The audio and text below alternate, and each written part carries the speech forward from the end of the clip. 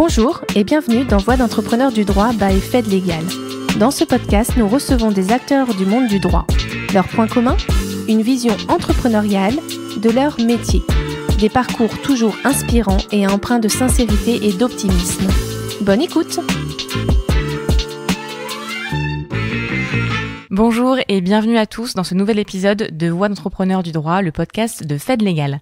Je suis Audrey Deléris et aujourd'hui je reçois Myriam Rack-Alambic, fondatrice de Fairplay Clearance. Myriam, comment vas-tu ? Très bien, merci beaucoup, un immense merci, je suis ravie de cet échange. Moi aussi je suis ravie parce que tu vas nous parler d'un sujet qui n'est pas très connu, en tout cas moi je ne connaissais pas, tu vas nous en dire plus tout à l'heure, mais je suis ravie que tu sois parmi nous. Est-ce que tu peux te présenter à nos auditeurs ? Qui es-tu Myriam ? Bien sûr, alors effectivement comme tu l'as dit, donc j'ai créé et je dirige aujourd'hui la société Fairplay Clearance. Elle a été créée en 2010. On n'était plus connu sous le nom d'Immediate Clearance, qui était le nom de notre entité. On a changé de nom il y a à peu près 1 an et demi pour Fairplay. Et c'est vrai que on traite de droit de l'audiovisuel, droit du cinéma et ce fameux sujet de la clearance dont on va parler, qui est assez peu connu finalement du grand public, mais bizarrement qui était assez peu connu également au sein des métiers du droit et peut-être même au sein des métiers de l'audiovisuel. Donc c'est vraiment un nouveau métier qui est passionnant et dont je suis ravie de parler. Bah, j'ai hâte en effet. Oui. Et d'où viens-tu ? Enfin, comment est-ce que tu as commencé le droit ? Est-ce que tu viens du droit ? Voilà, dis-nous-en un petit peu plus sur toi. J'ai un parcours qui est assez atypique parce qu'aujourd'hui, donc effectivement, j'occupe le poste de directrice juridique et je fais du droit. Mais j'ai démarré au niveau de la formation par une prépa, une école de commerce. Donc c'est un parcours qui est pas forcément traditionnel. Et j'ai fait après mon école de commerce un master 2 en droit de la propriété intellectuelle. Et c'est vrai qu'au moment des choix, enfin moi c'était très tôt quand on demande aux étudiants de s'orienter, de savoir ce qu'on veut faire. Donc c'était un moment où j'avais spontanément un attrait vers les métiers artistiques. Donc je souhaitais faire plutôt une école d'art, plutôt une carrière artistique. Mais en même temps, j'étais très très en proie au doute. Je doutais sur déjà de mon talent, parce que c'est quand même des carrières qui dépendent beaucoup de ce que chacun a à dire et sait faire. Et puis je savais pas encore exactement ce que je voulais faire. Donc le fait de tout à coup tout arrêter toutes les matières que j'aimais énormément, les langues, la philosophie, les mathématiques, l'économie, pour passer dans des matières totalement différentes sans être sûre de moi. Je pense que mes proches et mes parents notamment, qui m'encourageaient beaucoup, ont peut-être décelé ce petit doute en disant « T'es très jeune, ça se passe bien, les cours, ça te plaît, il n'y a pas de souffrance au niveau des études, etc.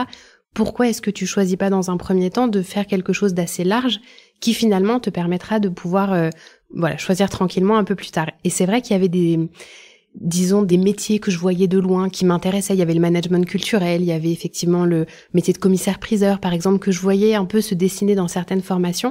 Et je me disais, tiens, faisons ça, allons en prépa, et puis on verra après comment les choses peuvent effectivement se dessiner. Sans mauvais jeu de mots, avec mes aspirations artistiques de l'époque. Et j'ai eu la chance, donc après 2 ans de prépa, d'être prise à l'EDEC, qui est une école de commerce, qui avait justement toutes ces options qui m'intéressaient et, chose que je ne savais pas encore à l'époque, mais qui avait aussi un accent très très important mis sur les options juridiques et légales, puisqu'elle était à l'époque dirigée par 2 avocats. Alors je pense que l'équipe peut-être a dû changer entre-temps, c'est peut-être pas le cas, mais en tout cas, je suis entrée à l'EDEC et le coup de foudre pour le droit de la propriété intellectuelle a eu lieu pendant ce cursus.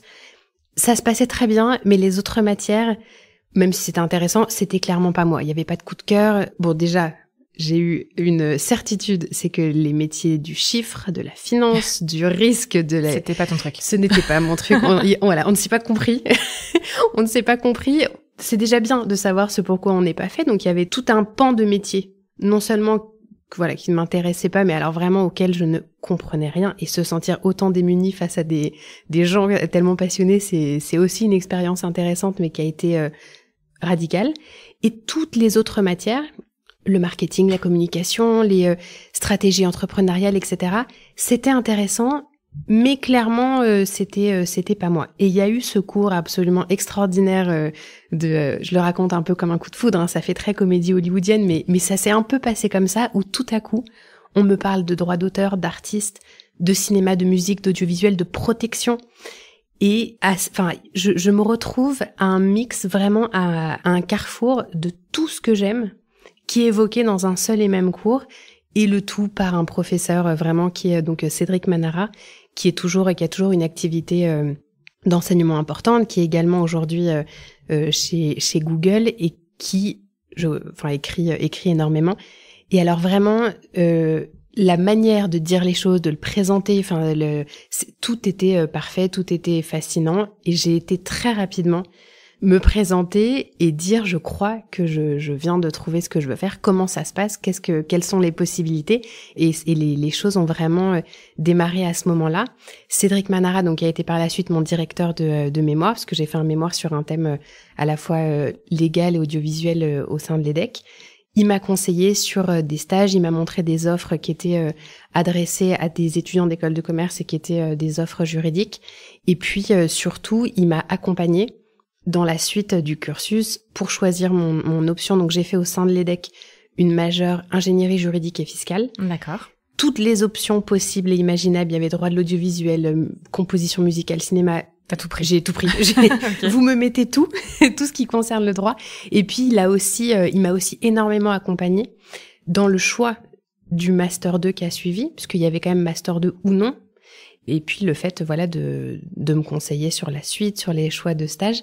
À la fin de l'EDEC, donc j'ai fait en césure. Une césure, c'est une année qu'on peut choisir de faire ou non entre ces années d'école de commerce pour faire des stages longs, pour faire des stages à l'étranger. Donc moi, j'en ai profité pour faire mon premier vrai stage long, qui était au sein d'un service juridique d'une société d'animation. Et encore une fois, ça a été vraiment une révélation. Je trouvais que tout me correspondait. Les codes d'un secteur qui est quand même très particulier, le fait de travailler sur des choses assez abstraites, finalement, on le sait, quand on travaille sur des contrats, quand on travaille à des directions juridiques, il y a quelque chose d'assez abstrait. Mais là, tout à coup, la pièce à côté de moi, c'était des artistes incroyables. Il y avait des feuilles blanches, des crayons à papier, il y avait des tablettes, et sous nos yeux, il y a quand même des choses qui se créaient. On partait d'une feuille blanche, on arrivait à une série animée qui passait à la télé. Enfin, il y avait quelque chose de très très magique dans le fait de... Pardon. Non, je t'en prie. Et donc très lié aussi à ce qui t'attirait au départ, à ta volonté d'être dans le milieu artistique. Absolument. Okay. Absolument. Et peut-être la personnification il y a quand même des vrais grands artistes. C'était peut-être pas mal à un moment de me dire, c'était peut-être pas le bon chemin pour moi. Et finalement, accompagner en protégeant les droits, en encadrant tout ce qui m'a toujours plu, je crois que j'étais vraiment beaucoup plus à ma place qu'en étant sur le côté créatif. Je pense. On ne sait pas ce que ça aurait donné après une formation, mais en tout cas, voilà, c'était vraiment un stage qui était fantastique. Et le pendant, donc pour vraiment compléter ça, j'ai choisi à la fin de l'EDEC de faire un stage un stage long également, mais plutôt en cabinet de de conseil en propriété intellectuelle, spécialisé en marque et en brevet. Je sentais que c'était moins ce que je voulais faire, etc. Mais finalement, je me suis dit, c'est maintenant que je vais pouvoir le voir, le tester. Ça s'est extrêmement bien passé. C'était vraiment très, très intéressant également. Et je trouvais ça bien de voir les deux aspects. Et j'avais en plus la sensation que ma candidature pour postuler à des Master 2, elle n'était pas forcément bien partie d'avance, et que le fait d'avoir quand même une expérience un peu... je vais pas dire un peu solide, parce que c'était très très solide ce que j'ai fait avant. Donc la société, c'était Alphanim qui a été rachetée par Gaumont. Donc c'est pas une expérience plus solide, mais peut-être plus sérieuse, plus académique. Donc je trouvais que c'était bien et que c'était complémentaire. Et j'ai été acceptée dans le master 2 de propriété intellectuelle appliquée de Paris 12, donc dirigé par le professeur Christophe Caron. Mm-hmm. Et j'ai passé une année absolument fantastique. Heureusement qu'on m'a conseillé de passer également par un cursus universitaire, parce que c'est vrai que je me suis rendu compte à ce moment-là que c'était très complémentaire. Vraiment, la formation EDEC sur le plan juridique, elle a été très complète. Et c'est vraiment, c'est pas juste un mot sur une majeure, c'était extrêmement complet, extrêmement, c'était très riche, mais c'est vrai que le passage en M2 m'a apporté des choses qui me manqueraient cruellement aujourd'hui si j'avais décidé de me lancer directement. Voilà, et c'est vraiment une époque des amis très proches que j'ai toujours aujourd'hui, que je me suis faite cette année-là. Et puis ça m'a permis en fait d'apprendre des choses que j'avais ratées pendant 5 ans. Encore une fois, c'est un peu la même sensation quand parfois on parlait d'un risque financier avec une formule mathématique incroyable, où on est là, on est en face et on se dit mais de quoi me parle-t-on ? je suis arrivée en ayant vraiment l'impression de maîtriser certaines matières. Et puis en réalité, en 3 années, aussi denses et riches soient-elles d'école de commerce, on ne rattrape pas 5 ans de droit pur. Donc de temps en temps, il y avait des mots qui à l'oral, pendant des cours qui sortaient. Tout le monde avait l'air de savoir parfettement de quoi il s'agissait. Oui, c'est forcément vu en école de commerce. Exactement. Et moi, je me disais, mais je peux pas poser cette question. Enfin, c'est vraiment, et c'était intéressant de voir que sous certains aspects, il y a peut-être des choses un peu cruciales, un peu fondamentales qui manquaient. Donc, j'ai énormément rattrapé les amis, les personnes qui étaient en cours avec moi étaient vraiment géniales. Enfin, on s'entraidait. C'était vraiment super d'avoir cette relation. Mais c'est aussi un moment où je me suis rendu compte qu'il y a beaucoup de choses que j'avais la chance d'avoir vues, apprises et vécues pendant ces années de prépa et d'école de commerce, et c'était pas forcément le cas des personnes qui étaient sur les bancs à mes côtés. Donc c'était aussi super de pouvoir se dire, finalement il y a plein de choses qui me paraissaient un peu anecdotiques, un peu drôles, un peu clichés qu'on peut entendre sur les écoles de commerce, mais pas tant que ça. En fait, aujourd'hui, je m'en sers. Aujourd'hui, si j'arrive à m'en sortir et si j'arrive aussi à avoir des choses pour moi que mes camarades n'ont pas, et inversement, c'est pour toutes ces choses que j'ai faites avant. Enfin, je me souviens de la première fois en cours où quelqu'un dit, alors je sais, ça va être très impressionnant, mais aujourd'hui, pour la première fois, vous allez devant la classe vous adresser à la trentaine de personnes qui constituent votre promotion, et il y avait vraiment des gens qui s'effondraient. Enfin, oh là là, ça va être terrible. Bon, nous, on avait fait des sketchs devant des amphis de 600 personnes, où sur le coup, on n'a pas l'impression qu'en faisant une improvisation, on crée quelque chose. Mais finalement, cet aplomb, le fait de pas avoir peur de ça. Oui, j'avais peur du mot universalité, mais j'avais pas peur d'y aller, de foncer, de répondre à un client, de faire des jeux de rôle. Des contrats en anglais, ça faisait 3 ans que j'en voyais dans tous les sens. Je sais que certains en découvraient à ce moment-là. Et puis, j'avais la chance d'avoir gardé mes 2 LV2.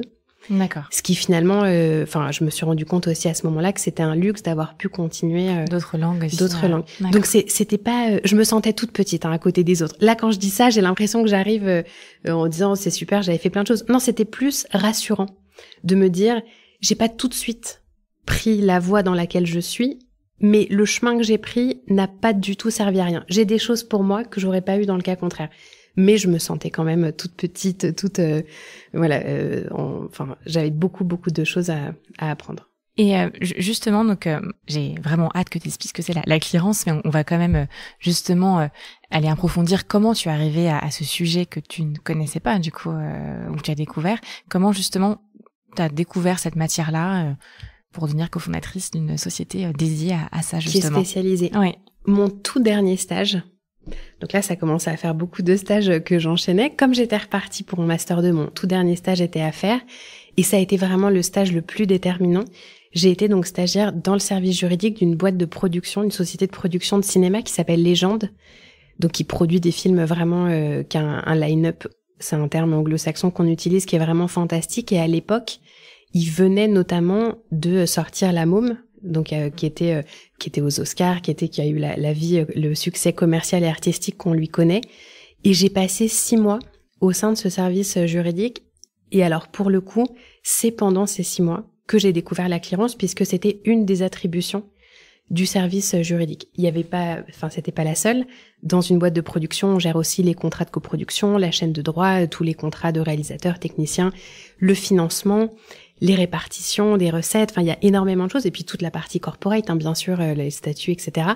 Et la clearance en faisait partie. C'était de loin ce que je préférais dans les missions.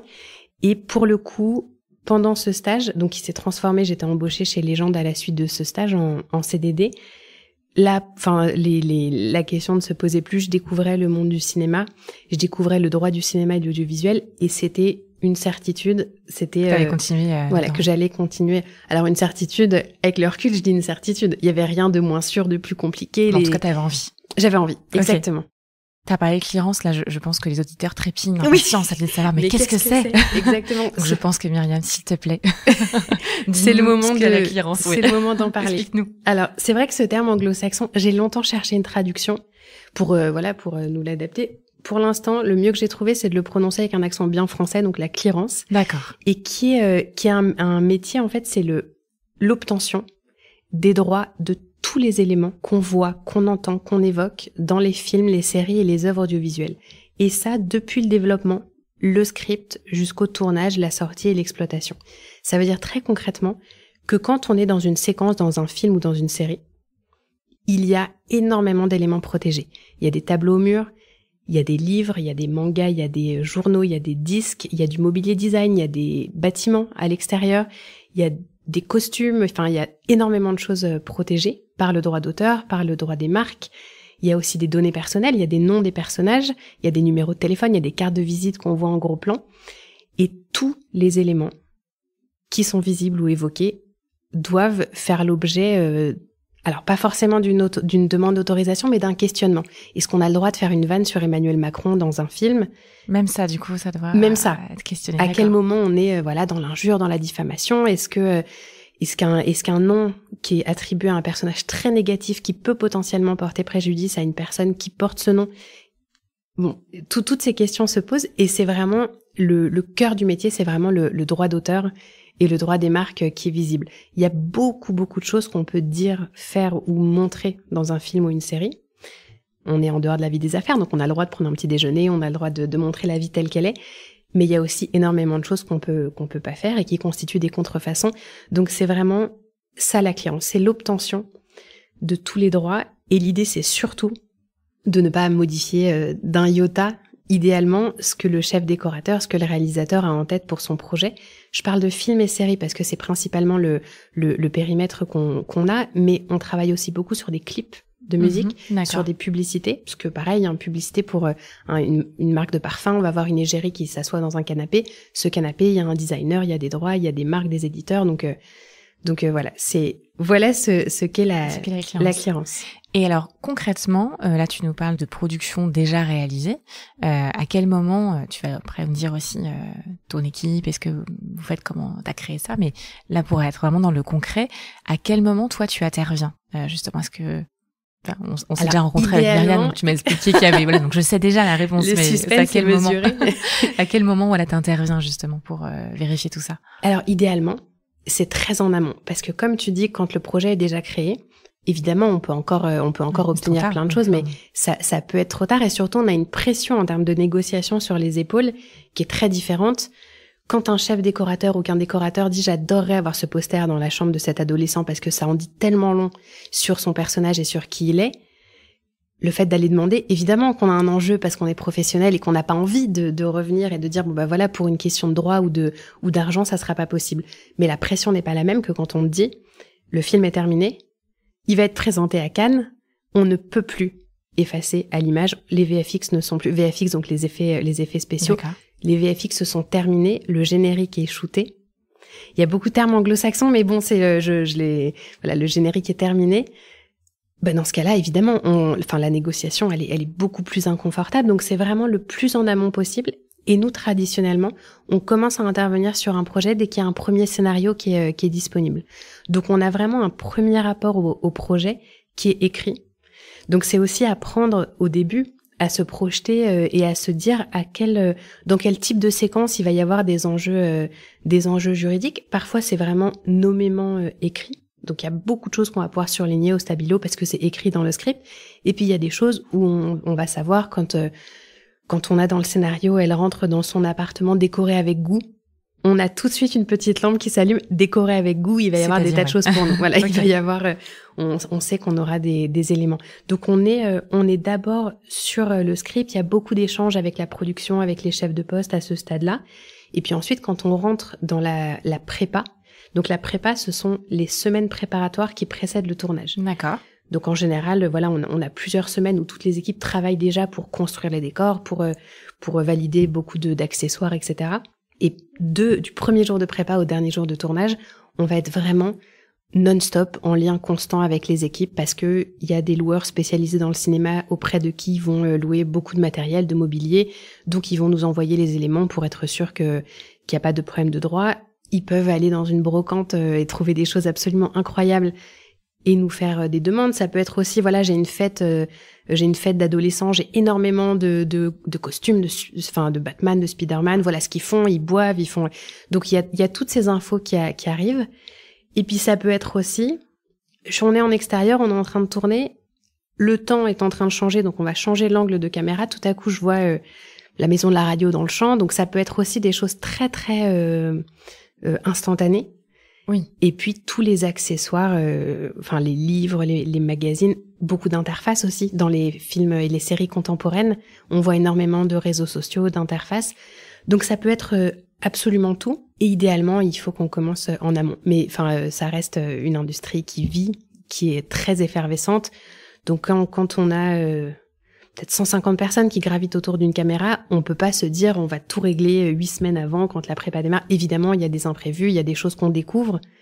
Tout le monde n'a pas les angoisses juridiques en tête. Donc parfois, on a un accessoiriste qui va dire « Ah là, mais quel dommage, ils ont complètement oublié d'accrocher ce tableau. » Hop, il le trouve dans le camion, il va l'accrocher. Et puis, on s'en rend compte dans les rushs du soir en disant « Mais enfin... » Où est-ce qu'il sort celui-là? Oui, tableau, c'est ça. D'accord. Donc après, enfin voilà, c'est aussi des métiers, et c'est ça qui est passionnant, c'est que ce sont des métiers dans lesquels on est en lien avec des gens qui sont extraordinairement doués dans leur poste, et c'est ce qu'on leur demande, mais qui n'ont pas forcément, nous, toutes les questions juridiques en tête. Donc on peut, enfin souvent, il y a pas l'intention de mal faire, il y a juste parfois certaines idées reçues, certaines connaissances qu'il n'y a pas. Mais autant on est capable de nous rédiger des clauses et de les voir, autant habiller une salle blanche en studio pour donner l'impression que une personne y habite depuis 35 ans, moi je suis incapable de le faire. Donc ça reste intéressant d'avoir chacun ses spécialités. Et est-ce que justement c'est récent cette clearance, est-ce que sur les tournages il y a 60 ans ça existait justement cette notion de bien vérifier qu'on a l'autorisation d'utiliser tel tableau, tel canapé, telle musique? C'est très récent. C'est très récent. Donc moi la société je l'ai créée il y a 15 ans. D'accord. Et en 10 ans, mettons, on a vu une transformation, une métamorphose absolue. C'est très récent en France et plus généralement en Europe. Ce qui est intéressant, c'est que dans les pays anglo-saxons, c'est vraiment un métier qui est beaucoup plus établi, beaucoup plus connu. Dans tous les studios américains, chez Universal, Sony Pictures, etc., c'est vraiment un département à part entière. C'est un poste. Il y a le marketing, le développement, le légal, souvent. La clearance qui est pas toujours, qui est parfois dans le légal, mais pas toujours. D'accord. Mais il y a vraiment un coordinateur de clearance. Enfin, c'est un métier qui est beaucoup plus connu dans les pays anglo-saxons. On sait que dans les schémas, dans les manières de procéder, souvent à quelques années de décalage, les process se calquent sur la France et sur l'Europe. Donc il y a eu un vrai besoin quand on a créé la société. Mais c'était encore assez peu connu, et même pour des gens du tournage en eux-mêmes. Donc il y avait à la fois le côté absolument génial de se dire comment on va le faire à la française, c'est-à-dire on va pas calquer ce qui se passe à Hollywood, ça n'aurait pas de sens, on n'a pas du tout le même rapport au droit, au risque juridique que des Américains ou que des Anglo-Saxons en général. Mais il y avait aussi ce côté difficile d'aller dire à un directeur de production qui est sur des tournages depuis avant ma naissance, bah maintenant voilà comment il va falloir faire. Enfin c'est vrai que il y avait un côté, je tournais déjà avec Jack Nicholson, t'étais pas né, donc non, je vais laisser ça comme ça. Et oui. Et puis en plus c'est des personnalités qui sont aussi absolument super, mais qui, c'est des gens de terrain, et parfois ça peut être difficile de dire les choses évoluent et voilà comment ce à quoi il faut faire attention aujourd'hui. Donc on a eu d'abord une arrivée progressive de tous ces enjeux qui a été liée à beaucoup de choses. La première chose, c'est que les artistes se sont mis à beaucoup plus être regardant sur leurs droits. C'est pas du tout péjoratif, hein. C'est juste que, tout à coup, on a plus la connaissance, on se rend mieux compte des droits qu'on détient sur ses œuvres, sur son travail. Et puis, la distribution internationale. C'est ce que j'allais te demander, a été beaucoup plus forte. C'est, ça pour le coup. Nous, à l'époque, les sorties franco-françaises étaient un peu moins angoissées des questions juridiques. Dès qu'il était question d'achat international, de vente internationale, tout de suite le sujet se posait.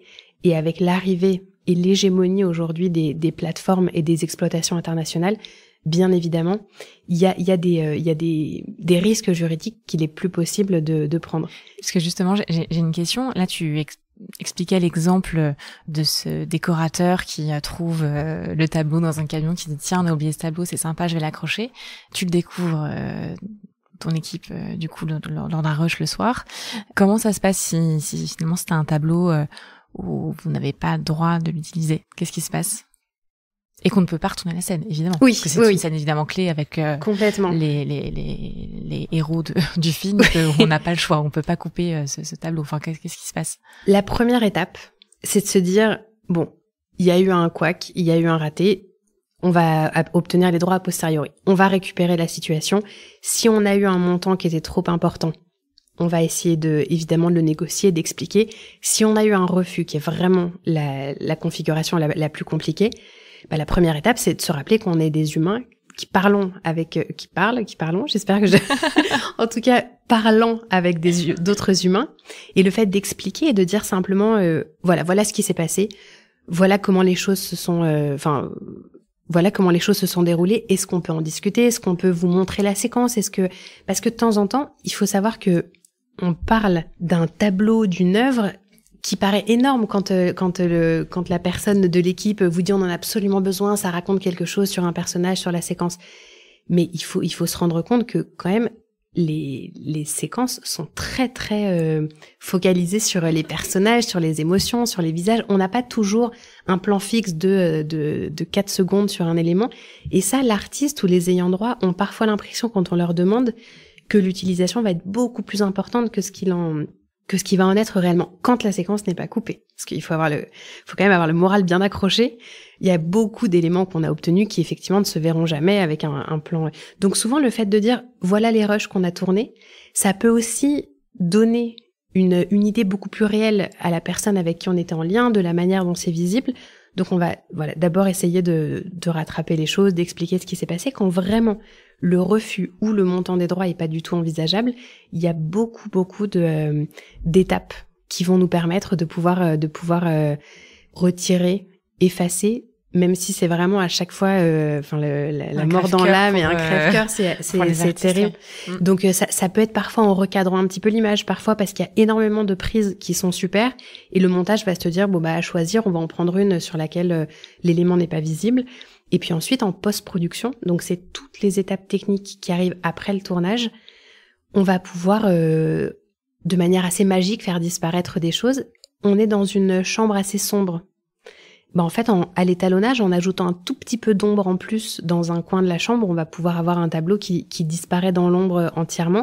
Ça va être aussi... alors le floutage, en général, sur des œuvres, c'est pas c'est compliqué, mais il peut y avoir un petit peu de mouvement artistique qui fait disparaître aussi un élément. Et puis vraiment, si on en arrive là, il y a l'effacement VFX qui parfois coûte vraiment rien par rapport au montant des droits. Donc il y a aussi ça qui est intéressant, c'est le fait de mettre en balance un montant des droits. Donc imaginons, on m'a annoncé 3 000 €, j'ai eu l'accord, je suis ravie. Ces 3 000 €, c'est absolument inenvisageable pour le budget déco. Ça va être intéressant de se dire... si l'effacement, c'est une journée, un graphiste qui va pouvoir faire l'effacement, c'est 300 € à prévoir. Évidemment, la question ne se pose pas.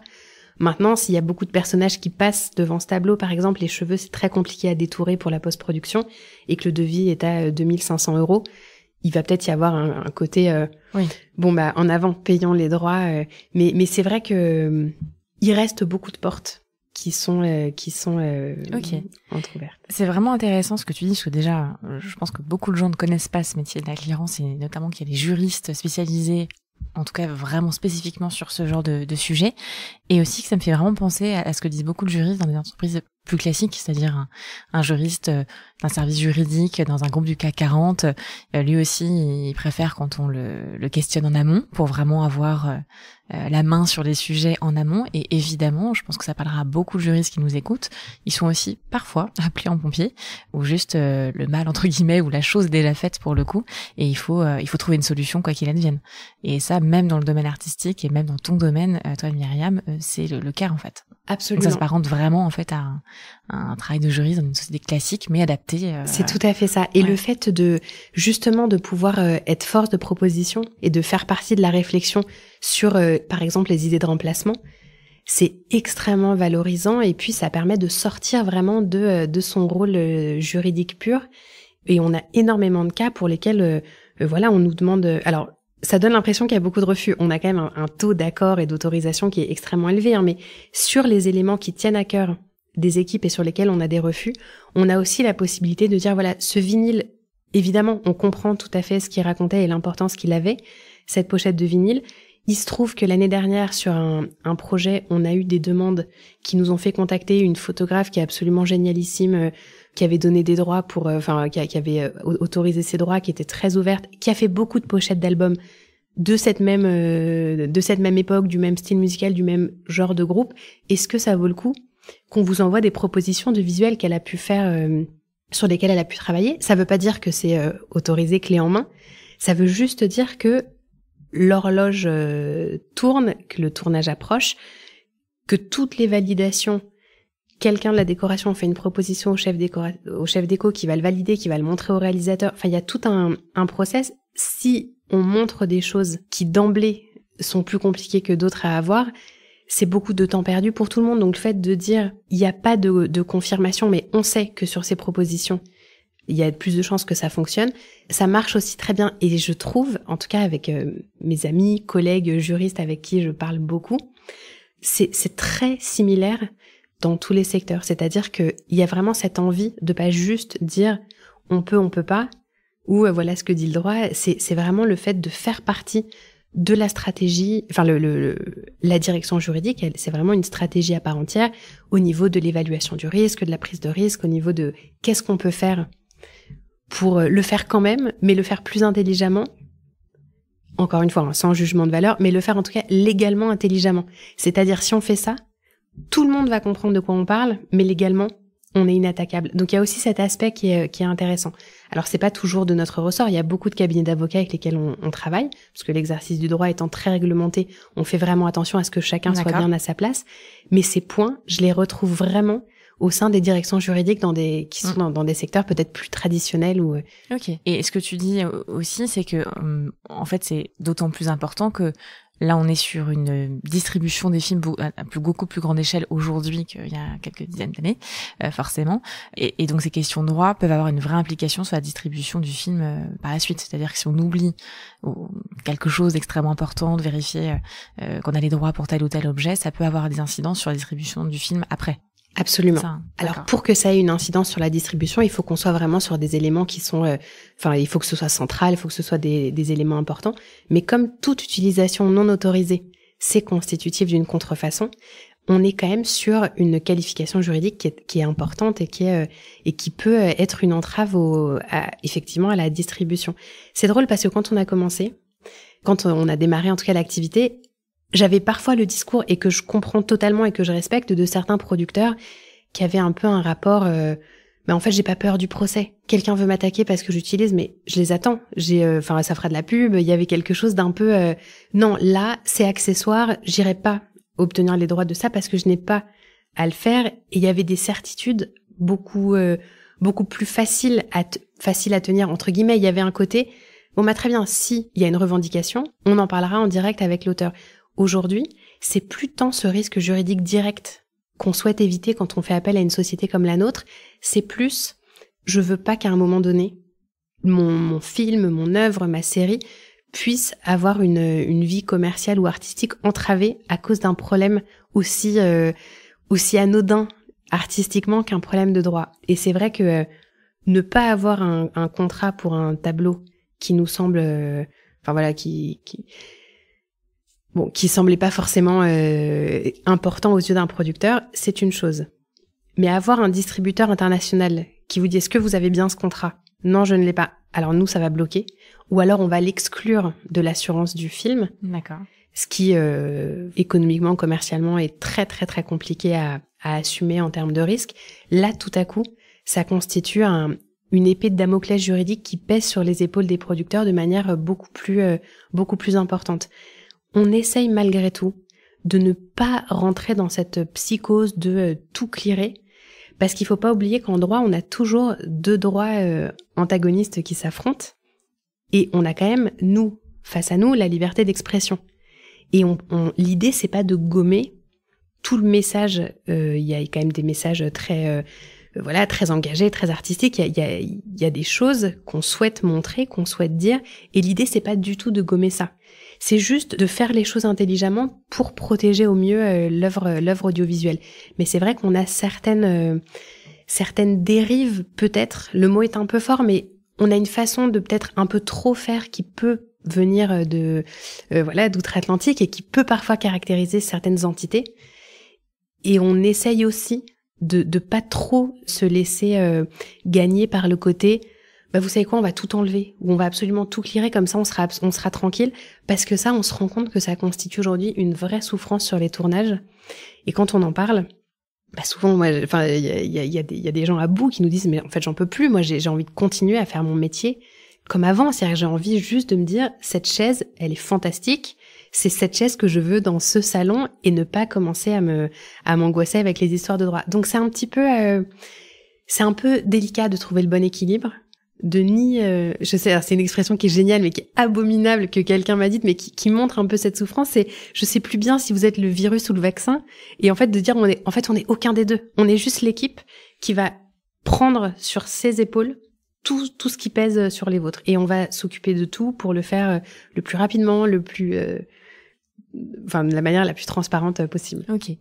Et du coup, est-ce que comme tu nous dis nous, alors je sens que tu n'es pas toute seule, et est-ce que tu peux nous parler rapidement de ton équipe et puis aussi comment tu t'es retrouvée à créer en fait cette société, parce que je t'ai enlevé de l'explication de ton parcours pour justement que tu nous expliques la clairance, et puis on voit que t'es passionnée. Donc, je parle 2 heures. Désolée, je vais. Non, ne sois pas désolée. Mais comment les choses se sont. Oui, déjà, vous êtes combien maintenant? On est 15 aujourd'hui. 15, d'accord. On donc est 15 à faire ce que tu fais, ce que tu nous as décrit. Exactement. 11 juristes et 4 documentalistes qui font de la recherche iconographique pour les extraits, matchs de football, dessins animés. Enfin, il y a toujours des extraits visuels. Et toi, avant de créer cette société, t'as commencé donc juriste dans une société de production. Donc, voilà. Et alors, comment, en tant que juriste production, tu te retrouves à créer une société dédiée à ça, qui est quand même bien particulier et pas très répandu, si j'ai bien compris, il y a 15 ans. Exactement. Donc j'ai passé 1 an chez Légende. D'accord. Les choses faisaient que c'était malheureusement pas possible de pouvoir rester. On est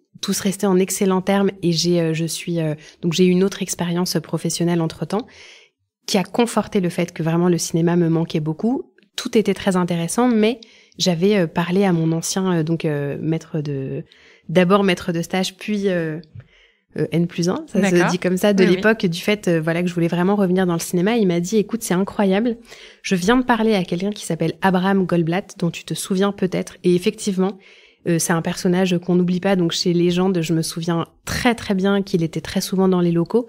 C'était et c'est toujours un directeur de post-production.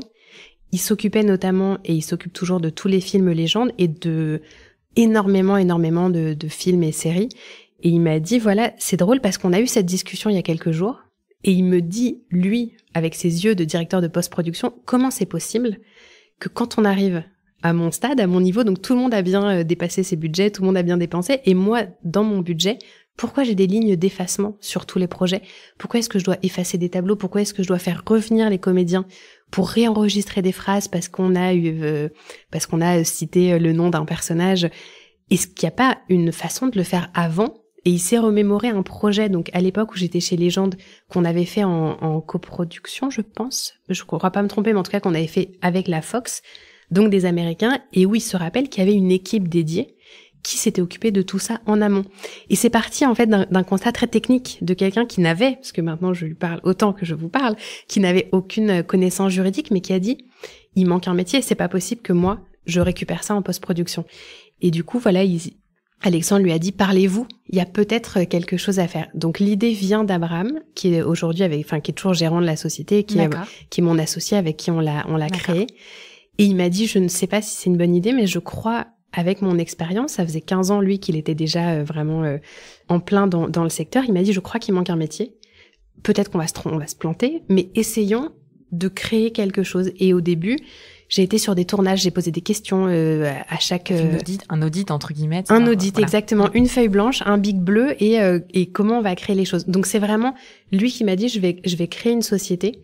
J'aimerais que tu la diriges, que tu en prennes la tête et que tu crées tout du début à la fin. C'est peut-être une idée qui marchera pas, et en réalité c'était très visionnaire. Ça a marché. Ça a fonctionné. Vous êtes 15 aujourd'hui. Ça a marché parce que je suis épuisée. Mais passionnée, j'ai l'impression quand même. Oui. J'aime bien. Et justement, donc là, tu as parlé d'association. Vous êtes deux à avoir créé cette société-là, à avoir monté toute une équipe dédiée à ça. Justement, comme tu l'as vu, le titre de ce podcast s'appelle Voix d'entrepreneur du droit. Et j'aime bien poser cette question, justement. Est-ce que tu te sens entrepreneuse, toi? Et selon toi, qu'est-ce que c'est qu'un entrepreneur, justement? C'est vraiment intéressant parce que c'est un questionnement que j'ai très souvent, en sachant qu'il y a souvent le réflexe de personnes de me dire c'est vraiment génial ce que tu as créé, c'est ta boîte, c'est incroyable. Et la réponse est vraiment oui et non. Quelque part, évidemment que je me sens entrepreneur ou entrepreneuse, c'est officiellement le... Parce que j'ai créé un métier, parce que je suis partie d'une page blanche, que j'ai créé une société, que je lui ai donné une personnalité, que je lui ai insufflé des process, que j'ai monté une équipe. Enfin, j'ai commencé toute seule.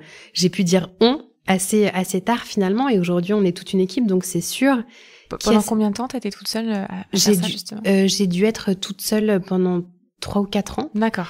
Mais accompagnée de stagiaires dans un premier temps, et petit à petit qui sont venus rejoindre l'équipe. Donc il y a vraiment ce côté où je vais pas totalement enlever ce que j'ai créé. C'est sûr que j'ai été parler de ce que je fais, j'ai voyagé, j'étais dans des salons, j'ai géré la partie com, marketing, pédagogie. Il y a eu vraiment ce côté entrepreneurial qui a été extrêmement intéressant et que je peux pas entièrement gommer. Mais en toute transparence, je me sens pas du tout la légitimité de parler de démarche entrepreneuriale parce que j'ai toujours été épargnée, entre guillemets, d'une certaine partie de la création d'entreprise et de la création qui finalement était gérée par Abraham, qui était toutes les démarches auprès des banques, le dépôt des statuts, la partie très administrative notamment. J'étais très protégée par ça parce que j'ai été embauchée en CDI très rapidement. Donc j'ai pu me concentrer à 100% sur tout ce qui était opérationnel et tout ce qui concernait l'entreprise en elle-même. Donc je suis consciente que c'est une chance incroyable parce que les nuits blanches, parce que les papiers, parce que les déclarations, parce que toute cette partie, elle m'a été complètement épargnée. Donc je me sens pas 100% légitime à dire oui, j'ai créé une boîte et il y a quand même beaucoup de choses très compliquées et qui constituent aussi beaucoup de barrières et beaucoup de difficultés qui m'ont été épargnées grâce à cette configuration. Je crée une société, je te donne toute ma confiance, toutes les clés, toutes les rênes, et on est devenus associés par la suite. D'accord. Donc selon toi, être entrepreneur, c'est forcément créer une société? Alors pas forcément. J'ai l'impression, en fait, c'est drôle parce que je vais un peu me calquer sur la définition du droit d'auteur. Pour qualifier un artiste ou un auteur de son œuvre, il faut qu'on puisse voir sa personnalité au travers de sa création pour qu'elle soit originale. Et j'ai l'impression que pour être entrepreneur et pour entreprendre, il y a quelque chose de l'ordre de insuffler qui on est, insuffler sa personnalité. Quand on crée quelque chose, on a le loisir de le façonner à son image. Et je trouve que c'est ce qui rend la démarche entrepreneuriale. Quand on est, aussi brillant soit-on, à un poste dans lequel finalement les choses ne laissent pas cette liberté de créer et d'insuffler sa personnalité, il y a peut-être moins le côté entrepreneurial et c'est ce qui le définit. Donc on peut tout à fait ne pas créer une société, prendre la tête d'un service juridique, en faire ce qu'il est, le marquer de son empreinte et avoir cet aspect entrepreneurial. Donc on n'est pas du tout uniquement sur de la création d'entreprise. D'accord. Tu as créé autre chose aussi, du coup, qui s'appelle le Legal Corner. Est-ce que tu peux juste nous en parler rapidement du coup? Je savais que le pire enjeu, ça serait de me faire taire. Je suis désolée, je suis vraiment très bavarde. Pas du tout bien. Mais oui, le Legal Corner, je l'ai créé pour le coup il y a 1 an et demi. C'est une idée qui a germé dans le secteur audiovisuel. Il y a beaucoup de festivals, beaucoup d'événements, et on s'est rendu compte, j'aime bien dire on quand même, mais on s'est rendu compte, ou au début je me suis rendu compte, qu'il y avait assez peu de choses pour nous les juristes, nous les services juridiques, les avocats, alors que vraiment c'est le socle de tous les démarrages de projets, de négociations. Et finalement, je voyais toujours les mêmes gens que j'adore et que j'adore retrouver, mais il y avait peu d'occasions de parler d'enjeux juridiques, de parler de droit, de pouvoir se voir aussi dans des conditions un peu festives, un peu détendues, et on est dans un secteur qui est très festif. Dans ton domaine, toujours de visuel, cinéma. Oui, exactement. Okay. Et je me suis dit, en réalité, il manque un événement, il manque un festival audiovisuel, mais qui est dédié aux questions juridiques et aux enjeux. On sait que le légal, les réglementations, les polices d'assurance, les contrats, etc., c'est une part qui est très, très, très importante dans la vie des productions et des producteurs et des équipes de tournage. Donc je me suis dit, créons un festival un peu sympa, parce qu'un festival du légal, je me doutais que ça allait pas forcément faire chavirer les cœurs, mais créons un festival très très sympa, très intéressant, très ciblé, qui va permettre de pouvoir parler de tous ces sujets brûlants d'intelligence artificielle, de réglementation, de parité, de harcèlement sur les tournages, vraiment des thèmes très très variés, de composition musicale, de différence entre notre système français et le système anglo-saxon, pourquoi est-ce que il y a des angles sur lesquels ça bloque, et en même temps, faisons la fête, écoutons des concerts, allons voir des expos et mettons des visages sur les personnes qu'on côtoie tellement. La première édition, elle a eu lieu donc en novembre de l'année dernière et ça a dépassé nos espérances. On était vraiment très contents. Là, je dis on parce que je l'ai co-organisé pour le coup et avec Benjamin donc qui m'accompagne dans l'aventure Legal Corner et avec mon équipe. Et ça a été fantastique. Ça a été exactement comme ce qu'on avait en tête. Et on a vu des gens se tomber dans les bras en disant ça fait 10 ans qu'on se parle quasiment quotidiennement et on ne s'était jamais vu. Donc c'est un mélange entre technique juridique, on parle de sujets passionnants, vraiment des choses, enfin ça change tous les jours. On n'est pas très âgé, on n'est pas très vieille, et pourtant les technologies dont on parlait en master, mais elles sont tellement loin. Enfin, il y a des technologies qui nous dépassent. Surtout en ce moment. Enfin voilà, faut suivre donc ces sujets-là qui sont abordés. Voilà, et c'était à la fois très technique, très pratique. Pas de théorie, c'était vraiment très terrain. Enfin, si, il y avait de la théorie intéressante, mais c'était très axé terrain et en même temps très convivial et avec l'humain au centre de ça. Donc voilà, là pour le coup, c'est une création et on est en train de travailler sur l'édition numéro 2. Ok. Évidemment, nous vous mettrons le lien dans le descriptif du podcast. Voilà. Et donc ça s'adresse vraiment à tous les juristes qui évoluent dans le domaine audiovisuel. Voilà, donc les personnes peuvent s'inscrire pour y participer. Exactement. Et juristes, mais pas que, parce qu'on l'a vraiment pensé pour tout le monde. C'est-à-dire que quelqu'un qui est au costume, et on en a eu l'année dernière, peut trouver des réponses des coordinateurs de production. Voilà, c'est vraiment c'est pas pour les juristes par les juristes. C'est vraiment de cœur pour les juristes, mais c'est à destination de toutes les personnes qui, de près ou de loin, sont impactées par des réglementations ou des questions légales dans leur métier audiovisuel. Ok, et ça a lieu donc une fois par an, maintenant. Absolument. À Metz. C'est ça, okay. À Metz. Inscrivez-vous, voilà. Je vous y invite. Qu'est-ce qui t'inspire au quotidien, Myriam ? Dans ma manière de diriger mes équipes, je pense que j'ai pris beaucoup des gens qui m'ont eux-mêmes dirigé. Et dans le bon comme dans le mauvais. C'est-à-dire que j'ai eu vraiment la chance de tomber sur des personnes qui avaient un management très, très positif, très bienveillant, qui vraiment m'ont super accompagnée. J'ai eu aussi dans mes différents stages des contre-exemples. Mais, parfois je me demande si c'est pas ces contre-exemples dont je m'inspire le plus pour me dire surtout, non, souviens-toi ce que ça fait. Quand on dit ce genre de choses, quand on propose ce mode de communication. Donc j'ai une manière, je crois, assez intuitive. Il y a sûrement un peu de tout ce que j'ai appris en école de commerce, sûrement un peu de ce que je suis. Mais mes inspirations, je me rends compte que c'est tout ce que j'ai adoré qu'on me dise, tout ce que j'ai adoré qu'on me fasse ressentir, penser, et un mélange aussi de tout ce que je me suis dit ne jamais faire, ne jamais dire ça ou c'est pas une bonne stratégie. Donc je pense qu'il y a un mélange de tout ça. Et est-ce que tu as eu un mentor ou est-ce que tu as encore un mentor qui t'accompagne? Alors t'as cité quelques noms, donc oui, j'ai tout à l'heure dans mes 4h30 de présentation. Non, pas du tout. Le terme mentor, en fait, il y a eu des personnages importants qui ont joué un rôle. J'ai parlé de Cédric Manara tout à l'heure. C'est vrai que j'ai énormément de gratitude vis-à-vis de Christophe Caron également, parce que tous les directeurs de master ne donnent pas leur chance à des personnes qui n'ont pas fait du droit avant. Et puis il y a quand même un rôle clé, donc Alexandre qui était mon directeur juridique chez Légende. Ce moment où il s'est dit c'est la personne qu'il te faut parce qu'on faisait ça chez Légende et ça se passait très bien, a aussi eu un rôle clé. Donc que ce soit au moment des études et de la formation ou dans la vie professionnelle, j'ai l'impression qu'il y a toutes ces personnes emblématiques qui ont permis de faire que les choses se passent. Et évidemment, le dernier maillon de la chaîne, Abraham, qui est la personne. On peut pas imaginer avoir un associé plus bienveillant, qui accorde toute sa confiance, qui a jamais remis en cause la moindre de mes idées. Et encore, le Legal Corner, ma dernière idée un peu folle. N'importe qui m'aurait dit, écoute, t'arrives pas à boucler tes journées, c'est déjà compliqué d'avoir des nuits complètes, c'est une bonne idée, mais retourne, va dormir, quoi. Et c'est super, voilà, je sais pas si le mot mentor s'applique, mais d'avoir des inspirantes en tout cas, oui, qui t'ont exactement, accompagné, très inspirantes et très bienveillantes pour permettre d'avoir une liberté totale. Ok. Et alors, je sais pas si ma question a vraiment un intérêt, mais je la pose quand même parce que t'es tellement passionnée que je sais pas s'il y a une réponse. Mais est-ce qu'il y a un autre métier que t'aurais aimé faire? Alors c'est vrai que tu nous as dit que t'aurais voulu être artiste. Pour le coup, aujourd'hui, t'es passionnée de la client. Est-ce qu'il y a un autre métier qui t'aurait passionné ou qui te passionne? Il y a un autre métier, mais vraiment, mais je le fais un peu.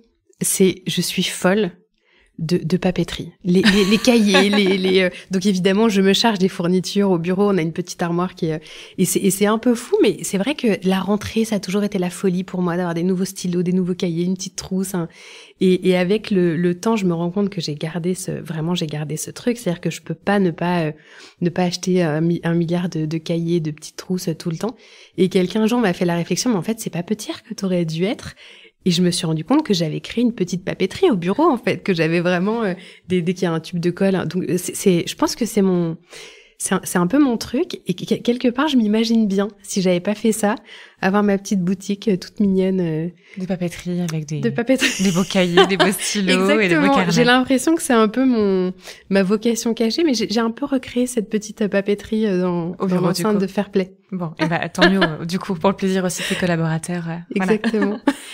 Est-ce que tu aurais un conseil à un juriste qui débute? Est-ce que tu t'imaginais, toi, faire tout ça quand tu as débuté? Sans doute pas. Non, pas du tout, loin de là. Et est-ce que tu as un conseil que tu pourrais leur donner ou que tu aurais aimé qu'on te donne à l'époque? Je me rends compte parce qu'il y a beaucoup de personnes qui débutent, qui traversent la vie du service et je me rends compte qu'il y a souvent 2 conseils que j'ai tendance à donner et qui servent beaucoup. Peut-être que ça s'applique qu'à nous parce qu'on a un secteur un peu particulier avec ces codes. Mais le premier conseil que j'aime donner, c'est surtout parler aux gens en français, pas en juridique. Et quand on sort des études juridiques, on a des formulations, on a des manières de parler. On ne se rend même plus compte en fait que des gens qui n'ont pas fait de droit, c'est pas des mots de la langue courante, c'est pas des mots qu'on emploie. Donc de temps en temps, je leur dis, imaginez que le problème juridique qu'on vient de rencontrer, vous l'expliquez à votre cousine, vous l'expliquez à vos parents, vous l'expliquez à des gens qui n'ont jamais fait de droit. Et on se rend compte qu'en réalité, c'est pas du tout pareil de parler aux autres services, même d'une entreprise, d'un cabinet, avec des termes du langage courant, qu'en parler avec des termes juridiques. Aller dire, voilà, on a un problème parce qu'on a un auteur qui a des droits sur son œuvre et il n'est pas d'accord pour donner l'autorisation, c'est pas pareil que de dire l'antériorité de création fait que cet auteur qui détient on n'est pas du tout dans le même rapport. Donc souvent, j'essaye d'un tout petit peu casser les formulations trop attendues parce que je sais que ça crispe les gens et qu'on s'enferme en faisant ça parfois dans l'image un peu du ou de la juriste que les gens peuvent avoir. Donc mon premier conseil, c'est on parle aux gens comme si on parlait à nos proches quelque part pour être plus clair. Et le deuxième, et ça c'est mon clin d'œil parce que parfois le profil école de commerce, il y a un petit côté on est dans une comédie, il y a un personnage un peu cliché et il y a une phrase qu'on m'a appris à ce moment-là. Quand on l'a dit, elle paraît un peu genre oh ben oui non mais faut avoir un petit slogan école de commerce, mais en réalité, elle m'a toujours accompagnée et servie. C'est vraiment savoir faire et faire savoir. Et je dirais même après avoir passé ces années que c'est savoir. Ça c'est ce qu'on a en sortant de l'école. Savoir faire, c'est déjà pas si évident de l'appliquer au quotidien. Et en fait, faire savoir, c'est souvent ce qu'on fait pas parce qu'on est jeune, parce qu'on débute, parce qu'on est humble et parce qu'on se dit oui, bon, bah, ça va, je vais pas aller, on va pas passer notre temps à dire ce qu'on a fait, etc. Mais on travaille sur des métiers qui eux-mêmes peuvent être assez invisibles. Et en fait, on soulève des montagnes dans les directions juridiques. On sauve des projets, vraiment, il y a des choses extraordinaires qui se passent derrière les murs d'un service juridique. Et sans faire savoir, bah, je trouve qu'on passe un peu à côté de ça. Donc je pense que le conseil le plus important, qui est un peu cliché, des fois ça me fait sourire parce que ça fait un peu slogan marketing, mais vraiment savoir faire et faire savoir, je trouve que ça reste très important et pas évident quand on démarre. Oui, on n'ose pas et pourtant on devrait un petit peu plus. Ok. Merci pour ce bon conseil. Est-ce que tu auras un dernier mot, Myriam? Ou plusieurs derniers mots? Oui. Est-ce que si je dis non, c'est crédible après tous les mots que j'ai débutés? Après ce qu'on s'est dit, enfin, je me dis juste que quelque part, j'espère que les personnes qui ont pu avoir assisté ou entendre cet échange verront un peu les décors différemment.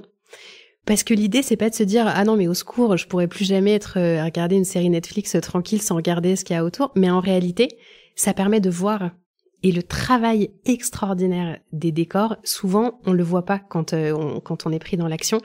Et le fait de penser à ça, bon déjà ça va vous passer très vite et ce sera pas, mais le fait de voir ça, c'est tout à coup, ah c'est marrant.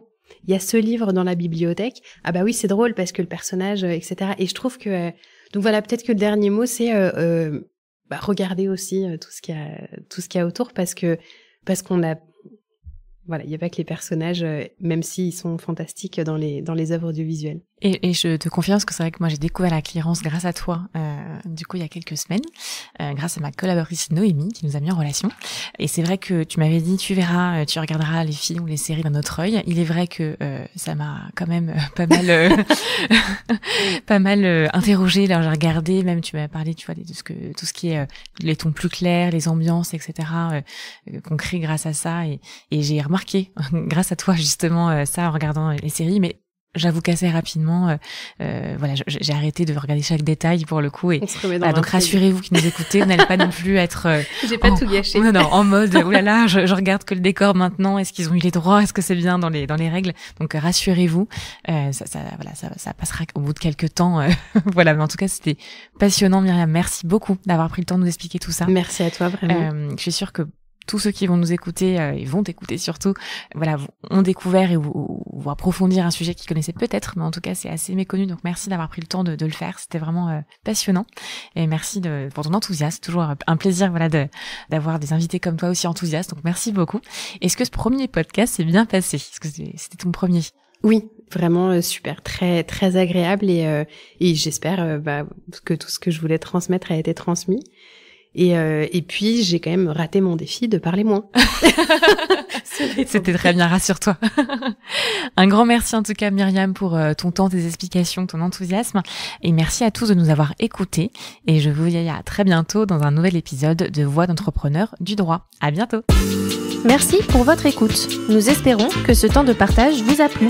Abonnez-vous pour plus d'histoires professionnelles et de témoignages enrichissants. Suivez-nous sur LinkedIn et retrouvez nos offres d'emploi sur notre site carrière fed-group.fr.